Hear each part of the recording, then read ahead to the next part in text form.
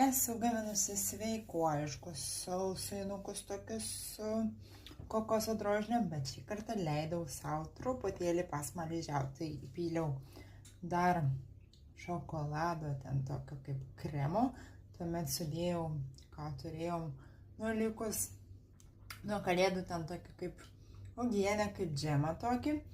Na ir sumaišiau visą tai ir žinoma, čia dar eina 2 kiaušinių baltymai. Tai va, tokie sausainiai bus. Pažiūrėsim, kas pavyks, ar skaniai gausis ar ne, nes eksperimentas šį kartą bus nesveikuoliškas, bet jau toks saldus. Tikrai su šokoladu ir su ta uogienė, kur įdėjau. Štai taip atrodo sausainiai, kaip sakiau, eksperimentiniai, nes visada gamindavau kitaip.